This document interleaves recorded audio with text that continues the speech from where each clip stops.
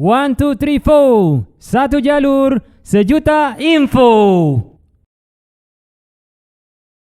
Assalamualaikum warahmatullahi wabarakatuh. Waalaikumsalam warahmatullahi wabarakatuh. Sekarang di jalur info TV, satu jalur sejuta info. Saya sekarang berhadapan dengan salah satu kepala bidang yang ada di Dinas Tanaman Pangan, Hortikultura dan Perkebunan Provinsi Sulawesi Selatan. Dia adalah Pak Haji Muhlis Muri, SPMM, sebagai salah satu pejabat kepala bidang sarana dan prasarana. Baiklah pemirsa, kita akan ketemu dengan Bapak Kabid PSP. Assalamualaikum warahmatullahi wabarakatuh. Waalaikumsalam warahmatullahi wabarakatuh dan selamat sore. Alhamdulillah kita bertemu lagi Pak Kabid. Saya dapat info dari baca berita bahwa di Dinas Ketahanan Pangan pada bidang sarana dan prasarana ternyata mendapatkan satu terbaik di tingkat nasional. Ini tingkat nasional Pak Kabid, bukan di Provinsi Sulawesi Selatan. Tapi ini adalah tingkat nasional dalam pencapaian realisasi juara satu nasional loh. Ya. Untuk anggaran APBN-nya. Ya.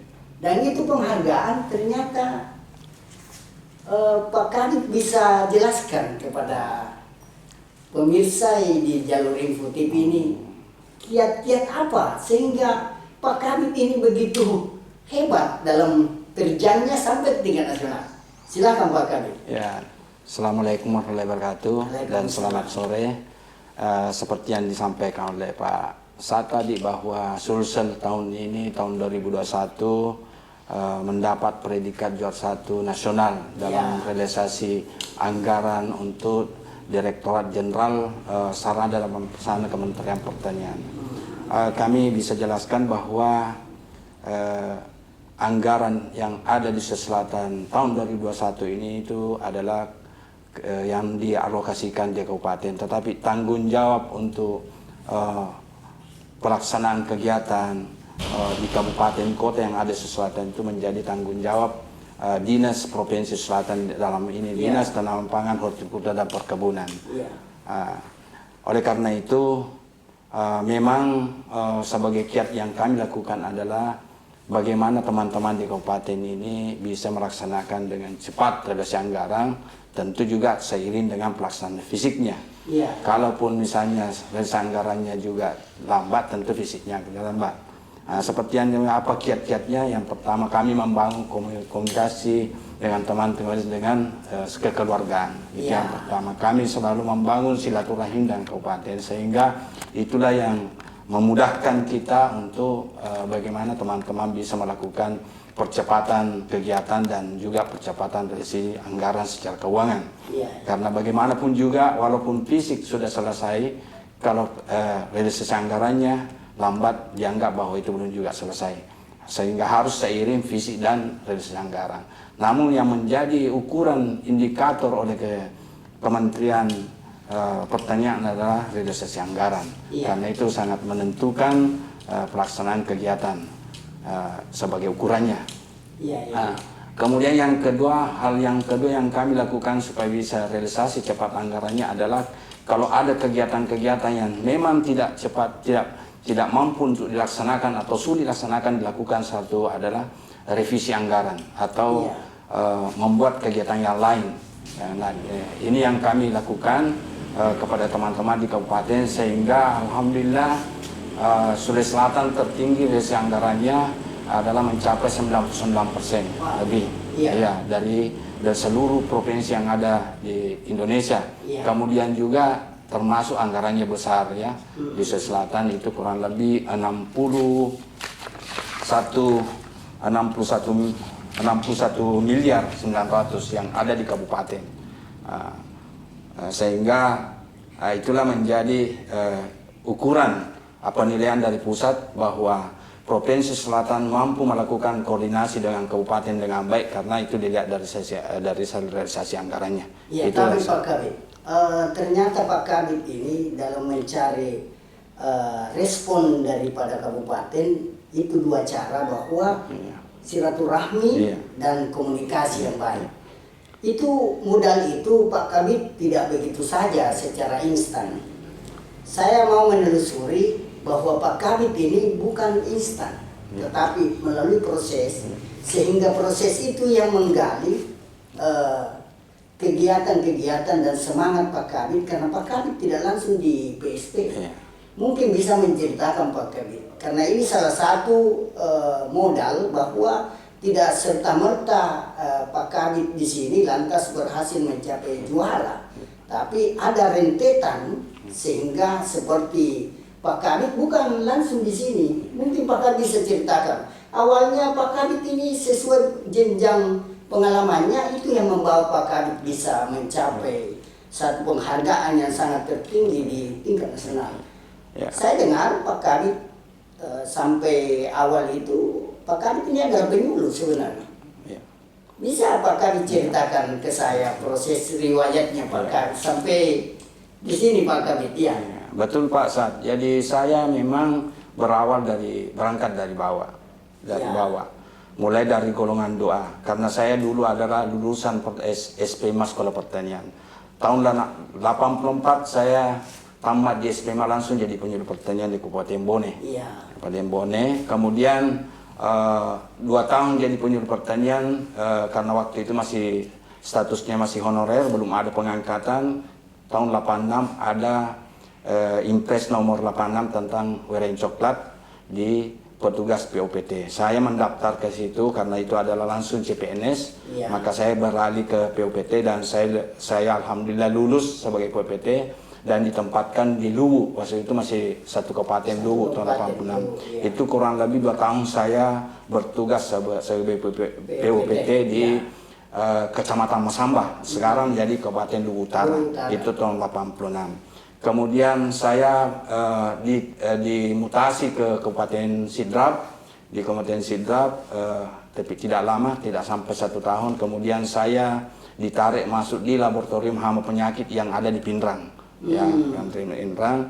Itu kurang lebih 2 tahun juga di situ. Kemudian saya diberi tugas di Kabupaten Ngenrekan waktu itu, karena kebetulan ada kekosongan petugas waktu itu, sehingga saya diminta untuk mengisi jabatan itu POPT di Kabupaten Pindrang. Tahun 89 saya mengikuti pelatihan PHT oleh Bappenas waktu itu, dan waktu itu saya dari kurang lebih pesertanya adalah 54 orang POPT. Saya mengikuti pendidikan S01 waktu itu melalui programnya Bappenas. Saya mendapat ranking 2 sehingga saya dipilih menjadi fasilitator atau kalau sekarang yang dikenal dengan instruktur waktu itu. Saya bertugas mulai tahun 90 di program nasional PHT itu sampai tahun 97. 97. Jadi saya di Balai Pelatihan Pertanian Batang Keluku kurang lebih 2 tahun. Kemudian masuk di Dinas Pertanian Provinsi Selatan untuk mengawal kegiatan perlindungan tanaman pada waktu itu. Ya, kemudian otonomi daerah, maka secara otomatis saya beralih ke Provinsi Selatan. Walaupun teman-teman yang lain banyak yang mutasi ke tempat lain dan nanti setelah otonomi. Saya sebelum otonomi sudah di Provinsi Selatan karena waktu itu Pak Kadis Pertanian waktu itu Pak Samsuri, dia memohon kepada saya untuk berpindah di provinsi untuk menangani perlindungan tanaman. Ya, akhirnya pada waktu itu saya senang saja. Daripada saya pulang kampung, saya di kota. Jadi itulah yang saya terima. Setelah itu tahun 2004 saya ditarik masuk di Bapeda Provinsi Selatan untuk tangani perencanaan pertanian. Ya, pertanian itu atas permintaan juga Kepala Bapeda waktu itu. Karena waktu itu ada kegiatan yang saya buat di dinas waktu itu kebetulan tidak terrealisasi, sehingga saya diminta apa alasannya tidak terrealisasi. Saya jelaskan alasannya Kalau begitu Kepala Bapeda begini, kalau begitu bagaimana kalau Saudara Muhlis saya tarik masuk di Provinsi Bapeda untuk tangani perencanaan pertanian. Karena kira-kira Pak Muhlis ada di Bapeda, kira-kira seperti langkah apa yang akan kita lakukan dalam rangka resolusi anggaran. Yang saya sampaikan Kepala Badan, yang pertama lakukan adalah kami melakukan resolusi. Saya minta dinasnya meresolusi karena dia lebih tahu. Ya, yang lebih tahu. Itulah sampai saya di Bapeda tahun 2004 sampai dengan tahun 2010. 10 saya dimutasi di Biro Perekonomian karena kebetulan kepala mantan eselon 4-nya di situ, kepala subditnya pernah di Bapeda, diangkat menjadi kepala Biro Perekonomian, maka dia tarik saya di situ menjadi kepala bagian distribusi dan kepala produksi dan distribusi pada waktu itu. Ya, waktu itu masih terkait juga dengan bidang ekonomi pertanian. Jadi tidak artinya masih relevan dengan tugas. Sempat lagi Pak kami. Setelah itu tahun 2017 terjadi perubahan nomenklatur OPD Provinsi Selatan, terbentuklah Dinas Capil, Capil Provinsi yang sebelumnya itu tidak ada, terbentuk Dinas Capil, maka saya diminta untuk menjadi Kepala Bidang Administrasi Kependudukan pada waktu itu. Ya, hanya saja kurang lebih 8 bulan bertugas di situ, kekosongan di Dinas Pertanian. Semua menyarankan saya untuk kembali pertanian pada sekretaris karena memang basic saya di pertanian. Bukan berarti di Capil ini tidak ada korelasinya dengan pertanian, ternaja dan manfaatnya karena menyangkut masalah kependudukan di situ. Nah, sementara kita penduduk ini, makanya waktu itu saya tanya teman-teman, waktu itu bilang, kenapa Pak Muhlis perlu cepat tinggalkan kami di Kecapil, saya masih butuh untuk kita bersama. Saya bilang, ini terlalu banyak penduduk, kami harus urusi pangannya. Iya, bayangkan sekarang penduduk 2015 ini sudah 9,52 juta penduduk Sulsel.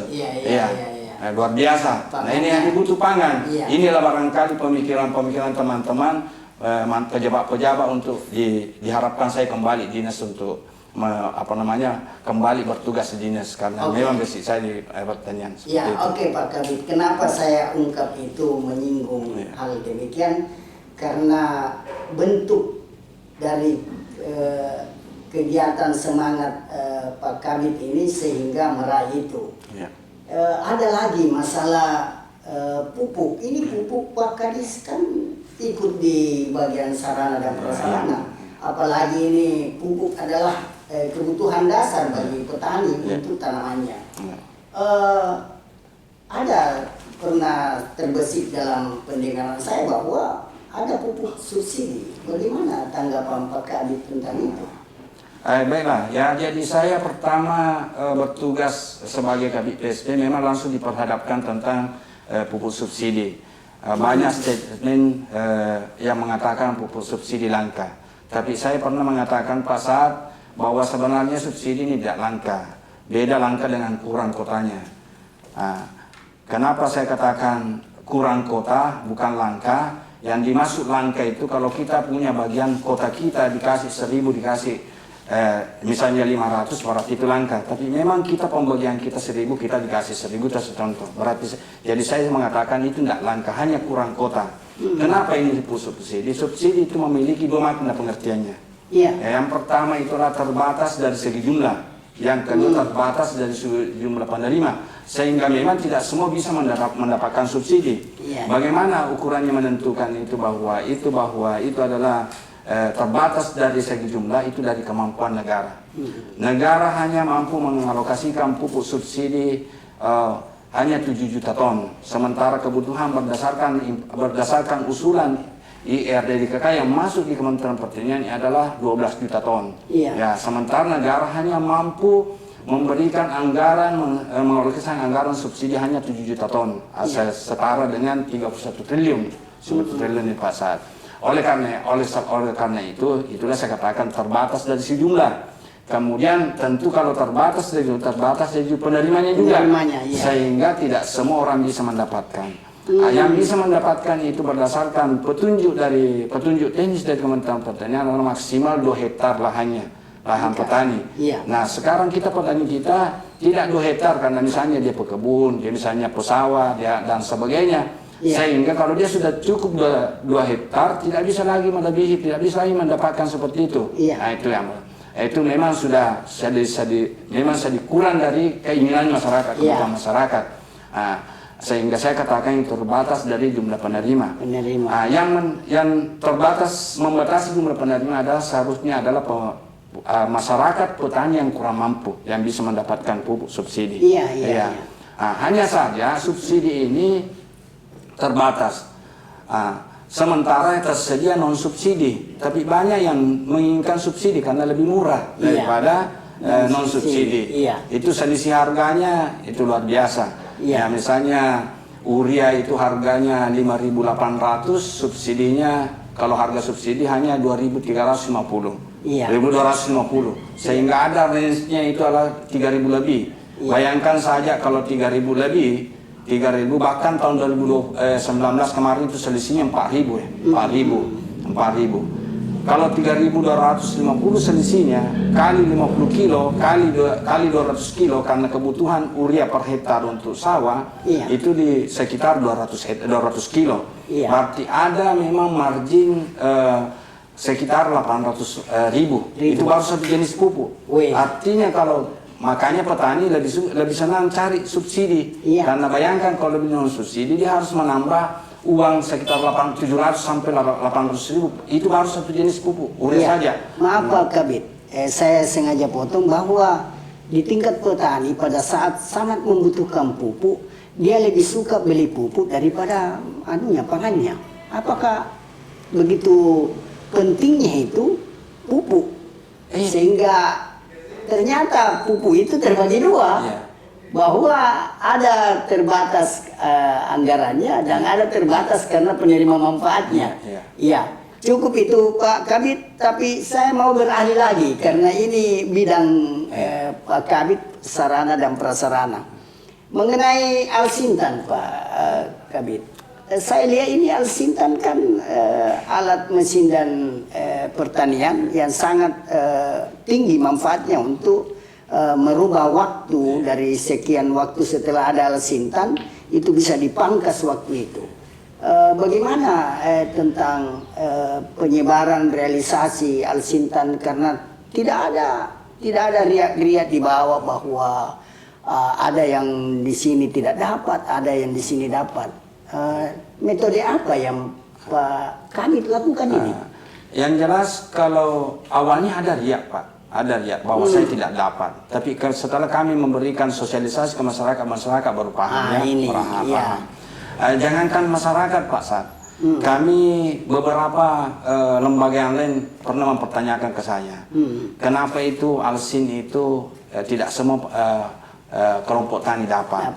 Saya katakan bahwa tahu enggak berapa jumlah kelompok tani di Sulawesi Selatan dan berapa bantuan pemerintah Al-Sin yang ada ke masyarakat. Itu enggak berbanding lurus dari jumlah kelompok tani dengan bantuan. Coba saya anggap saja Pak Saad, data tahun 2012 sampai 2017 itu hand tractor itu pemerintah baru menyediakan sekitar 12.000 lebih hand tractor.